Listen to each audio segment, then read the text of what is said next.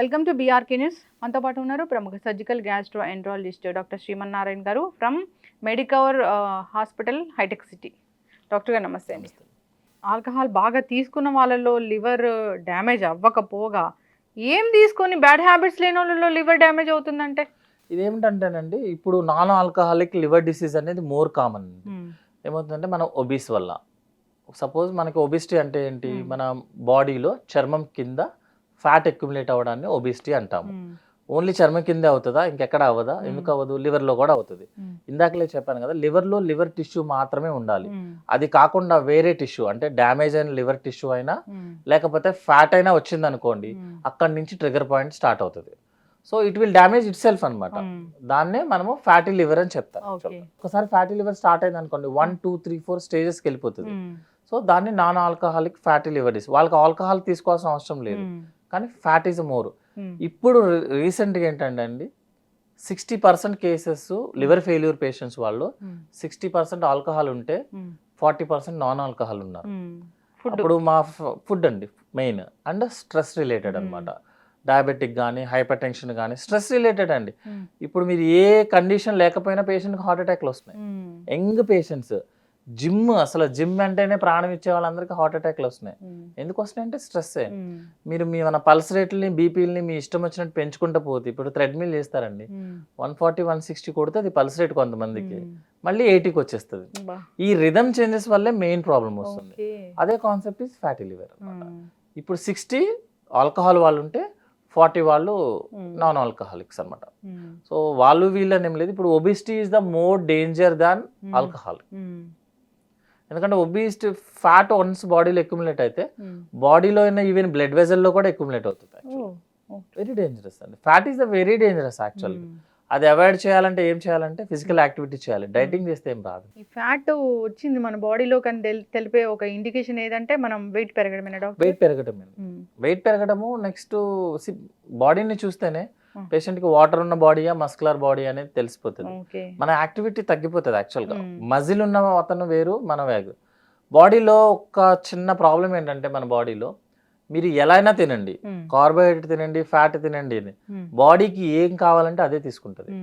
మీకు సపోజ్ బాడీకి కార్బోహైడ్రేట్ కావాలనుకోండి, ఫ్యాట్లోంచి మజిల్లోంచి కూడా కార్బోహైడ్రేట్ బయటికి తీస్తుంది. అది ఓన్లీ ఫ్యాటే కావాలనుకోండి, కార్బోహైడ్రేట్ నుంచి కూడా ఫ్యాట్ తీస్తుంది. మనం అనుకుంటాము అసలు నేను ఓన్లీ కీటో డైట్ చేస్తాను, ఓన్లీ ప్రోటీన్ తింటానంటే మీరు తిన్న ప్రోటీన్లోంచి దానికి కావాల్సిన కార్బోహైడ్రేట్ బయటికి లాగుతుంది. సో బ్యాలెన్స్డ్ డైట్ తీసుకొని ఫిజికల్ యాక్టివిటీ పెంచుకుంటే కొంచెం పొట్ట ఉన్నా కొంచెం 30 years అతను 20 years అతను సేమ్ ఎట్లా ఉంటాడు? 50 years అతనికి మస్కులర్ 6 packs ఎట్లా వచ్చేస్తాయి? రావు కదా యాక్చువల్లీ. సో వాళ్ళ ఏజ్కి తగ్గట్టు అతను ఫిట్ అని ఉండాలి. సో ఫ్యాట్ లెస్ ఉండటం అనేది correct, not fat free, it's fat less.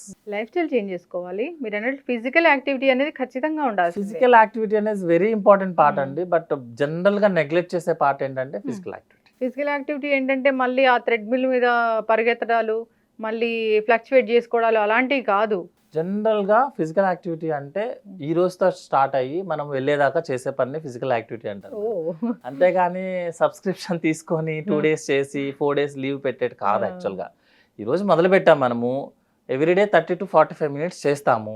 అట్లా కంటిన్యూస్గా మనం వెళ్ళేదాకా చేసేదాన్ని ఫిజికల్ యాక్టివిటీ అంటారు.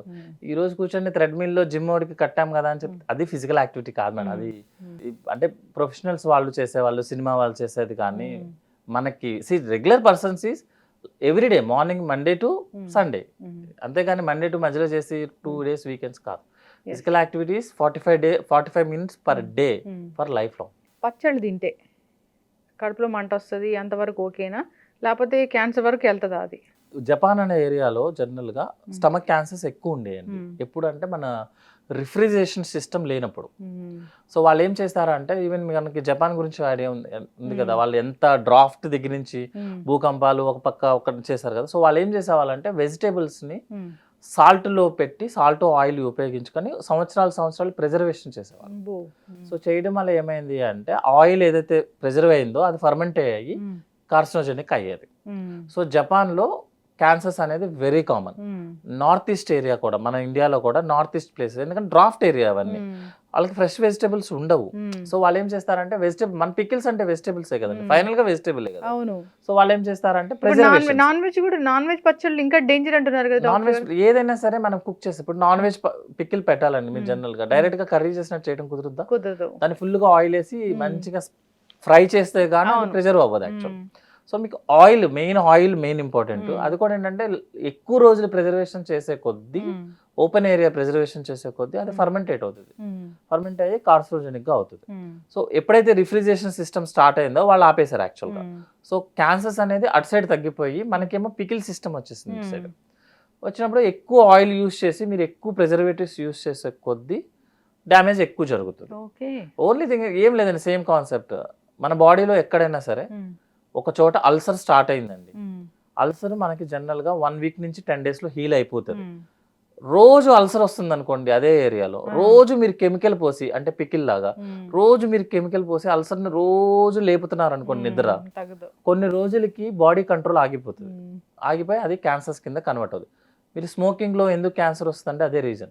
మీరు రోజు నికోటిన్ పంపిస్తారు, రోజు రెస్పిరేటరీ సిస్టమ్ లో ఉన్న ఆ లేయర్ ని రోజు ఇరిటేట్ చేస్తారు, కొన్ని రోజులు హీల్ అయ్యి ఇంకా చాలే బాబా అని బయటకు వస్తుంది, అదే క్యాన్సర్. ఎవ్రీ పచ్చడిలో కూడా కార్సినోజన్ అనే ఆయిల్ యూస్ చేసే ఎవరి పచ్చడి కార్సినోజన్, ప్రిజర్వేషన్ చేసింది everything is carcinogen. Comparatively vegetable పచ్చళ్ళ కన్నా నాన్ వెజ్ పచ్చళ్ళు ఇంకా డేంజరా? నాన్ వెజ్ అసలు అలా ఏం డిఫరెన్స్ ఏం లేదు madam actually. But non veg పచ్చళ్ళు ఏంటంటే ఆంధ్ర సైడ్ ఎక్కువ యూజ్ చేస్తారు నాన్ వెజ్ పచ్చళ్ళు, అవుట్ సైడ్ ఉండదు యాక్చువల్గా. మనం ఏదన్నా ఒక ఇంటర్ప్రిటేషన్ చేయాలి అనుకుంటే జనరల్గా, అందుకే నేను జపాన్ గురించి చెప్పింది ఎందుకంటే ఆల్రెడీ ఇంటర్ప్రిట్ అయ్యింది అక్కడ, మన దగ్గర అంత ఇంటర్ప్రిట్ అవ్వలేదు. బట్ జనరల్గా ఎక్కువ ఆయిల్ని ఎక్కువ రోజులు ప్రిజర్వ్ చేసిన, కాల్చిన ఆయిల్ని మళ్ళీ యూజ్ చేసిన, లైక్ అవుట్ సైడ్ సెంటర్స్లో యూజ్ చేస్తారు కదా, అవి కార్సినోజెనిక్ కింద కన్వర్ట్ అవుతాయి అన్నమాట. బట్ ప్రూఫ్ ఏది నాన్ వెజ్జా అనేది జనరల్గా మనం పికిల్స్ వాడేది ఇటు సైడే వాడతారు. అంటే ఒక సర్టన్ పార్ట్ ఆఫ్ ఇండియా మాత్రమే యూజ్ చేస్తారు. బట్ వెరీ డేంజర్ మేడం, ఎందుకంటే ఆయిల్ ని ఎక్కువ యూజ్ చేసే కొద్దీ ఇట్స్ వెరీ డేంజర్. ఇంకా ఏ ఆయిల్ యూజ్ చేస్తారా అనేది దేవుడికి తెలియాలి. ఏ ఆయిల్ అయినా యూజ్ చేయొచ్చు, ఏదైనా ఆయిలే మేడం. ఫైనల్లీ మనం గ్రౌండ్ నట్ తోను పామ్ ఆయిల్ తో స్టార్ట్ అయ్యాము, కోకోనట్ ఆయిల్ తోను, ఇప్పుడు మళ్ళీ అదే అన్ని ఆయిల్స్ అయిపోయాయి, మళ్ళీ ఫైనల్ గా కోకోనట్ ఆయిల్ కే వచ్చారు అందరూ. సో ఆయిల్ చేంజ్ అవుతుంది కానీ ప్రతి ప్రోడక్ట్ లోనూ అవసరం ఉన్నాయి ఉంటాయి, అవసరం లేని ఉంటుంది. ఎనీథింగ్ ఈ పొట్టను పాడు చేసే ఒక ఆయిల్ ఉందంటే అది ఏది డాక్టర్ గారు? ఏ ఆయిల్ అయినా సరే ఎక్సెస్ యూస్ చేస్తే ఏదైనా అతిగా చేస్తే ఏదైనా అనర్థమైన. సో గుడ్ ఆయిల్ అనే దానికి డెఫినేషన్ లేదు యాక్చువల్ గా. అంటే కోకోనట్ ఆయిల్ తీసుకుంటే గుడ్ అని ఇప్పుడు స్టార్ట్ అయింది, 40 years బ్యాక్ కోకోనట్ ఆయిలే వాడారు యాక్చువల్గా, ఎందుకంటే అప్పుడు ఇవన్నీ లేవు, సన్ఫ్లవర్ సాఫ్లవర్ ఏం లేవు. ఇప్పుడు ఈ భయాలన్నిటికీ ఆశ్రమాలకు వెళ్ళి మొలకలు అవన్నీ తింటూ ఉన్నారు, దానివల్ల కూడా అనారోగ్య సమస్యలు వస్తున్నాయని చెప్తున్నారు డాక్టర్ గారు. అదే మేడం, ఎప్పుడైనా ఏంటంటే మన హ్యూమన్ నేచర్ ఏంటంటే మీరు రోజుకి ఒక 40 minutes చేయండి అంటే, లేకపోతే మీ ఇంటి పని మీరు చేయండి అంటే ఎవరు చేయరు.